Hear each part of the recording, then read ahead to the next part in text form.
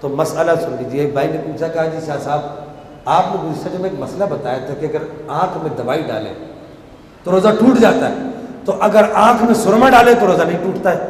یہ بڑی عجیب بات ہے. تو یہ مسئلہ اس وقت میرے ذہن میں نہیں رہا تھا، یہ میں آپ کو وہیں پہ کلیئر کر. یہ یاد رکھو وہ کام جو رسول اللہ نے کر دیے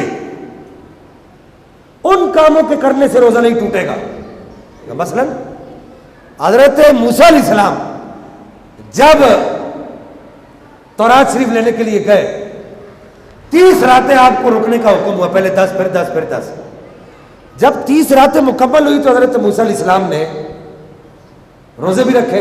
ان 30 دنوں میں آپ نے مسواک کر لی. اللہ تعالیٰ نے فرمایا کہ اے موسیٰ تمہارے منہ کی بو مجھے بڑی پسند تھی، تم نے مسواک کیوں کی؟ اب 10 راتیں اور گزارو، دوبارہ وہ اپنے منہ میں بو پیدا کرو، پھر آنا ہم تمہیں تورات دیں گے. پھر 10 رات، پھر آپ نے چلہ پورا کیا. لیکن امت محمدیہ پر اللہ کا کتنا بڑا احسان ہے.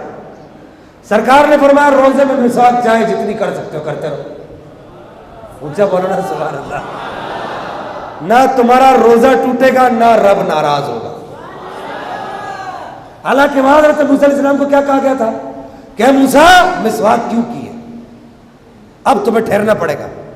تو جو کام رسول اللہ صلی اللہ علیہ وسلم نے کیے وہ کام کرنے سے روزہ نہیں ٹوٹتا. نبی پاک روزے میں سرما لگایا کرتے تھے.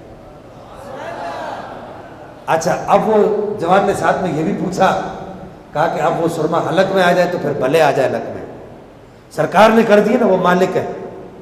نہیں سمجھے ہم بات؟ وہ مالک ہے، مالکوں کی مرضی ہے، وہ جیسے چاہے کرے. پھر مولوی صاحبان کہتے جی نبی مختار کیسے ہو گیا؟ نا آپ کہتے نبی مختار کل ہے. اور میں نے کہا مولوی صاحب الگ سے نیچے کوئی چیز اتر جائے تو روزہ ٹوٹ جاتا ہے. سرکار صلی اللہ علیہ وسلم سرما استعمال فرماتے تھے تو وہ الگ سے نیچے اترتا ہے، روزہ پھر بھی نہیں ٹوٹتا. اس سے بڑا نبی کا اختیار کیا ہوگا؟